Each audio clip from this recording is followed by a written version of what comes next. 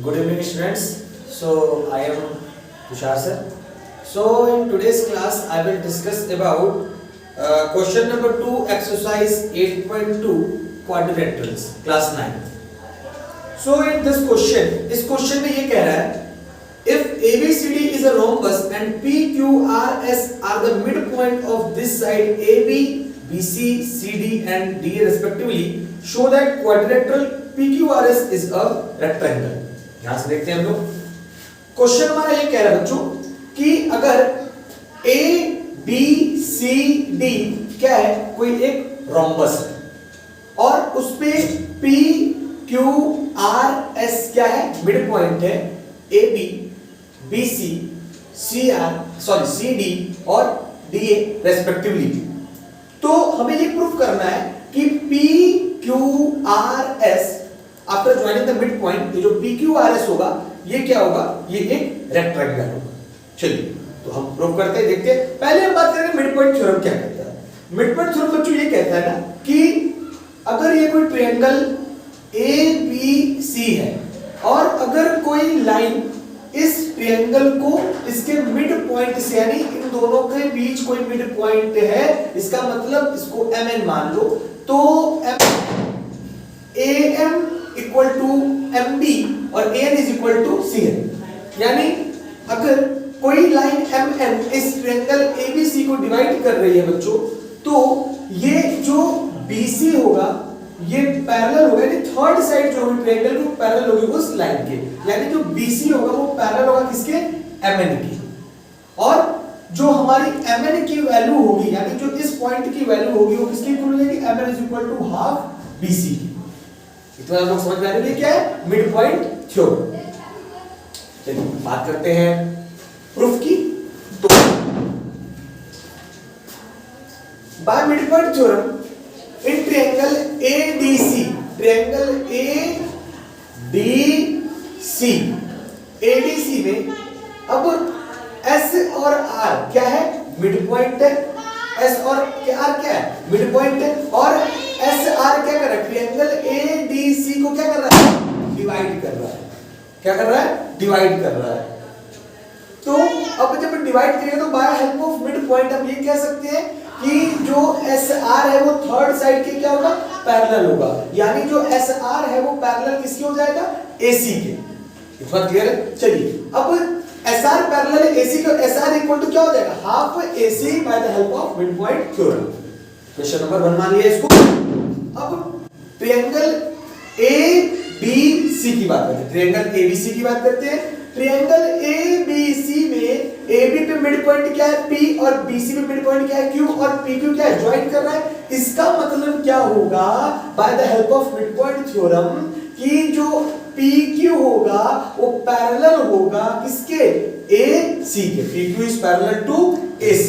और बच्चों जब PQ इक्वल टू पैरेलल होगा AC, तो by the help of mid point हम ये भी कह सकते हैं कि जो PQ होगा वो इक्वल टू हाफ AC.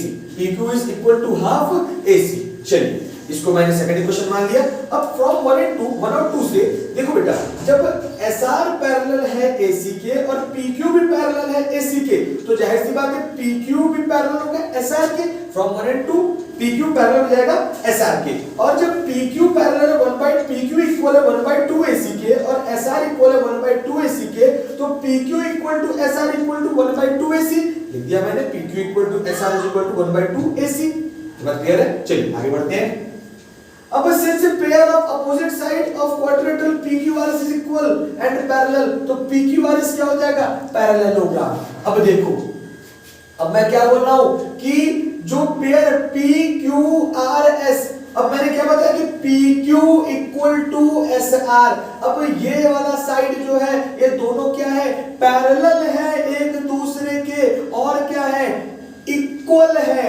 दोनों अपोजिट साइड पैरेलल है एक दूसरे के और इक्वल है. तो जब दोनों अपोजिट साइड एक दूसरे के पैरेलल है और दोनों इक्वल है, तो हम क्या बोल सकते हैं कि PQRS क्या है, एक पैरेललोग्राम. लिख दिया. सो हां, PQRS इज अ पैरेललोग्राम.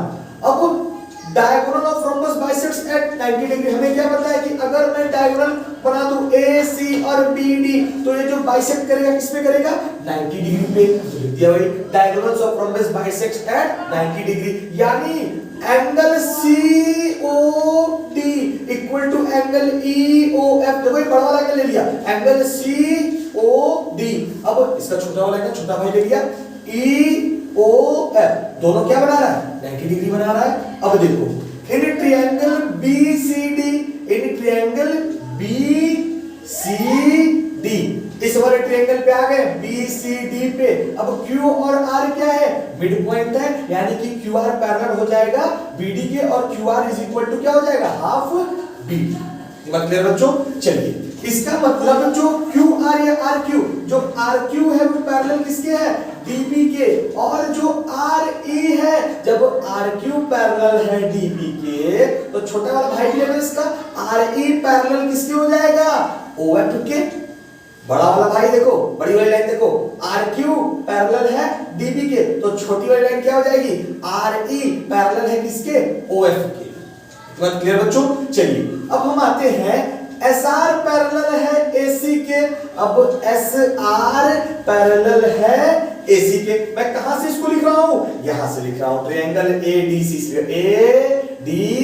से लिख रहा हूं। जब ये SR पैरेलल है AC के तो SR का छोटा भाई क्या हो जाएगा बच्चों FR, तो FR पैरेलल किससे हो जाएगा इससे छोटे वाले भाई से OE से। बात क्लियर है। अब FR पैरेलल है OE के, तो जब बच्चों ये सब एक दूसरे के पैरेलल हैं तो हम ये नहीं बोल सकते क्या कि OERF, ये OERF ये वाला देखो OERF क्या हो जाएगा एक पैरेललोग्राम। ये बात कर रहा हूं देखो OERF क्या हो जाएगा ये पैरेललोग्राम। जब OERF क्या हो जाएगा पैरेललोग्राम, तो अब एंगल ERF देखो एंगल ERF इक्वल हो जाएगा एंगल FOE के, क्योंकि अपोजिट एंगल है ना, ये 90 तो ये भी 90, ये 90 तो ये भी 90, तो ये क्या हो जाएगा angle ERF equal to angle EOF। Opposite angle है, opposite angle of parallelogram are equal, parallelogram को प्रूव कर दिया तो अपोजिट एंगल्स के क्या हो जाएंगे इक्वल हो जाएंगे। अब देखो जब PQRS एक पैरेललोग्राम है और उसका एंगल R क्या है एंगल R 90 डिग्री है, तो भाई PQRS का ये अगर 90 है तो इसका अपोजिट एंगल PB क्या होगा 90 हो जाएगा। तो ये हम क्या बोल सकते हैं कि PQRS is a rectangle, PQRS is a rectangle. चलिए बच्चों ये हो गया एक्सरसाइज 8.2 का question number 2 class 9। Thank you बच्चों।